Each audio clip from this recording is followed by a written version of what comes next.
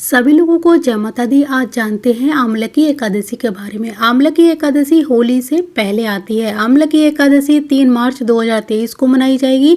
इस दिन इसका व्रत रखा जाएगा। ऐसा माना जाता है एकादशी के पुण्य के समान कोई पुण्य नहीं है। जितना पुण्य सूर्य ग्रहण में दान करने से होता है उससे कई गुना अधिक पुण्य एकादशी के व्रत से होता है। जो पुण्य गौदान, स्वर्ण दान, अश्वमेघ यज्ञ से होता है उससे अधिक पुण्य एकादशी का व्रत रखने से होता है।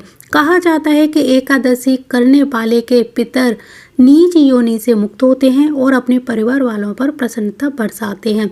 इसलिए यह व्रत करने वाले के घर में सुख शांति बनी रहती है। इसके साथ ही धन धान्य पुत्र आदि की वृद्धि होती है और कीर्ति बढ़ती है, श्रद्धा भक्ति बढ़ती है। इससे जीवन रसमय बनता है। इसे रंगभरी एकादशी के नाम से भी जाना जाता है। रंगभरी एकादशी के दिन ही वाराणसी में रंगों का उत्सव का आगाज हो जाता है जो लगातार 6 दिनों तक चलता है। इस बार रंगभरी एकादशी 3 मार्च यानी शुक्रवार को है। शास्त्रों में रंगभरी एकादशी का खास महत्व माना गया है। रंगभरी एकादशी आर्थिक समस्याओं को दूर करने के लिए भी बेहद खास मानी जाती है। तो आइए जानते हैं इसका मुहूर्त क्या रहेगा। आमलकी या फिर रंगभरी एकादशी व्रत तिथि रहेगी 3 मार्च 2023 को। एकादशी तिथि प्रारंभ हो जाएगी 2 मार्च 2023 को प्रातः 6:40 पर और एकादशी तिथि की समाप्ति होगी 3 मार्च 2023 को सुबह 9:11 पर। एकादशी व्रत का पारण होगा 4 मार्च 2023 को। इसीलिए व्रत जो रखा जाएगा वो रखा जाएगा 3 मार्च को। शास्त्रों के अनुसार आमले को भगवान विष्णु के वृक्ष के रूप में प्रतिष्ठित किया जाता है। कहते हैं कि इसके हर अंग में भगवान ईश्वर का वास होता है। साल में एक ऐसी एकादशी है ये जिसमें भगवान विष्णु के साथ भगवान शिव और माँ पार्वती जी की पूजा का भी विधान है। इस दिन भगवान शंकर और माँ पार्वती के साथ गुलाल की होली खेली जाती है, इसलिए इसे रंगभरी एकादशी का नाम दिया गया है। आमलकी एकादशी व्रत की अब पूजा विधि के बारे में जान लेते हैं। आमलकी एकादशी व्रत में आंवले के फल का विशेष महत्व होता है। इस दिन सुबह उठकर भगवान विष्णु का ध्यान, व्रत का संकल्प करना चाहिए। व्रत का संकल्प लेने के बाद स्नान आदि से निवृत्त होकर भगवान विष्णु की पूजा करें। आमलकी एकादशी के दिन सुबह स्नान करके भगवान विष्णु की प्रतिमा के समक्ष हाथ में तिल, कुश मुद्रा और जल लेकर संकल्प करें कि मैं भगवान विष्णु की प्रसन्नता एवं मोक्ष की कामना से आमलकी एकादशी का व्रत रख रहा हूँ या रख रही हूँ। मेरा यह व्रत सफलतापूर्वक पूरा हो, इसके लिए श्री हरि मुझे अपनी शरण में रखें। जो मनुष्य इस आमलकी एकादशी का व्रत करते हैं वे प्रत्येक कार्य में सफल होते हैं और अंत में विष्णु लोक को जाते हैं। पुष्य नक्षत्र के दिन आने वाली एकादशी बहुत ही पुण्यदायिनी है तथा श्रद्धा भाव से इसका व्रत करने वाले के जन्म जन्मांतर के सभी पाप नष्ट हो जाते हैं। ऐसी एक एकादशी व्रत की कथा के बारे में भी कहा गया है। इस दिन भगवान विष्णु के साथ साथ भगवान शंकर माँ पार्वती जी की पूजा जरूर करें और उनके समक्ष अपने सुख दुख एक पिता पुत्र की भांति शेयर करें। भगवान की पूजा के पश्चात पूजन सामग्री को लेकर जाएं आंवले के वृक्ष के नीचे और उनकी पूजा करें। सबसे पहले वृक्ष के चारों ओर की जो भूमि है उसको साफ करें, उसे गाय के गोबर से पवित्र करें। पेड़ की जड़ में एक बेदी बनाकर उस पर कलश स्थापना करना है। इस कलश में देवताओं, तीर्थों और सागरों को आमंत्रित करना है। कलश में सुगंधी और पंच रत्न रखें, इसके ऊपर पंच पल्लव रखें, फिर दीप जलाकर पूजा करें। कलश के कंठ पर, जहाँ पर कलश ऊपरी जो हिस्सा होता है, कंठ पर चंदन का लेप जरूर करें और वस्त्र एक कोई भी कलश के ऊपर ओढ़ा दें। अंत में कलश के ऊपर विष्णु भगवान के छठे अवतार परशुराम जी की कोई मूर्ति हो तो उसको जरूर रखें और उनकी भी विधिवत पूजा करें। पूजा करते समय आप क्या क्या जो मंत्र हैं उनको जप सकते हैं। ओम नारायणाय नमः बोल सकते हैं। श्री कृष्ण गोविंद हरे मुरारी, हे नाथ नारायण वासुदेवा। ओम विष्णुवे नमः, ओम विष्णुवे नमः ऐसे बोल सकते हैं। ओम नमो नारायण, श्रीमन नारायण नारायण हरि हरि।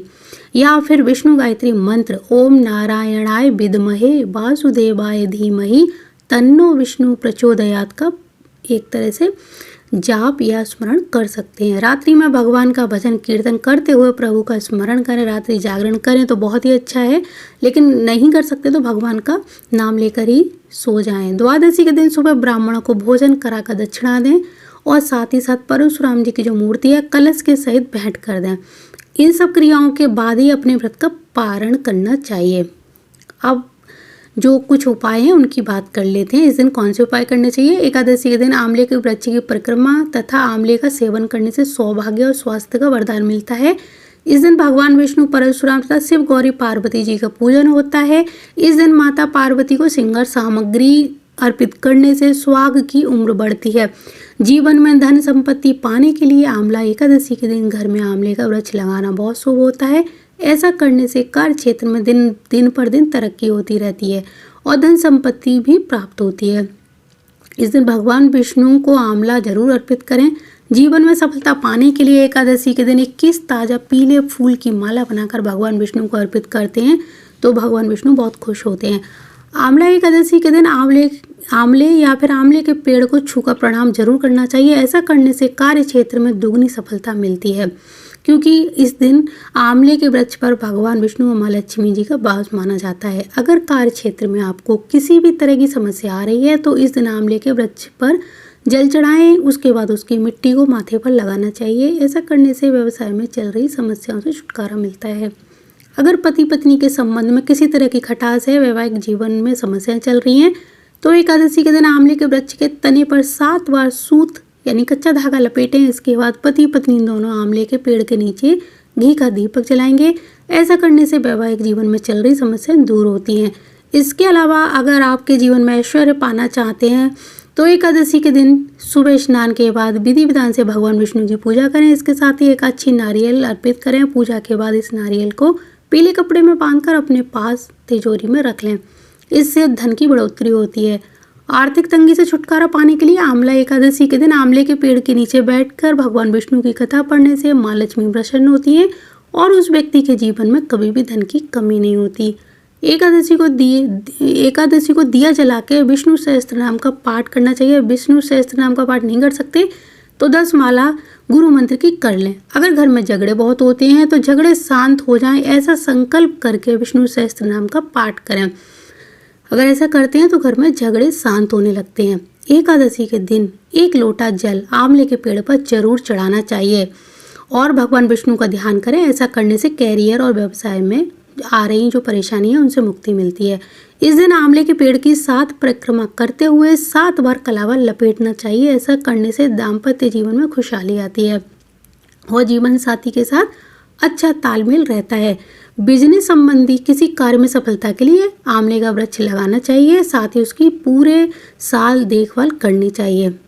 अब रंग भरी एकादशी के दिन क्या नहीं करना चाहिए ये जानते हैं। महीने में 15 दिन में एकादशी आती है। एकादशी का व्रत पाप और रोगों को स्वाहा कर देता है, लेकिन वृद्ध लोग, बालक और बीमार व्यक्ति एकादशी व्रत नहीं रख पाते तो उनको बस इस दिन व्रत न रखने के कारण सिर्फ एक काम करना चाहिए कि इस दिन उन्हें चावलों को त्याग देना चाहिए। इस दिन चावल नहीं खाने चाहिए। किसी भी तीज त्योहार, एकादशी, अमावस्या, पूर्णिमा, होली, दिवाली जैसे बड़े बड़े त्योहारों पर कुछ काम करने की आदत जरूर डालनी चाहिए, जैसे सभी के चरण स्पर्श करना, ब्राह्मणों के लिए दान निकालना, गौमाता के लिए दान जरूर निकालना चाहिए। इस दिन एकादशी का व्रत का दान अगले दिन कर सकते हैं और बाकी दान उसी दिन कर सकते हैं। भगवान विष्णु की संपूर्ण पूजा में आपको एक चीज़ का भी ध्यान रखना है कि तुलसी का प्रयोग जरूर करना चाहिए। अगर एकादशी है तो उस दिन तुलसी को नहीं छुआ जाता तो आप एक दिन पहले ही तुलसी को तोड़कर रख लीजिए और उन्हें तुलसी पत्र डालकर ही भोग अर्पित करें और इसके बाद ही गौ माता का पूजन जरूर करना चाहिए। तभी भगवान विष्णु और माँ लक्ष्मी की कृपा प्राप्त होती है।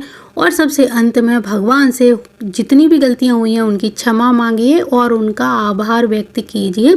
और मैंने आपको संपूर्ण जानकारी के साथ आपको बता दिया इस दिन के कौन कौन से महा उपाय हैं। तो मुझे पूरी उम्मीद है आपको ये जानकारी अच्छी लगी होगी और आप भी एकादशी का इसी तरह से व्रत करेंगे और उसका पूरा पालन भी करेंगे।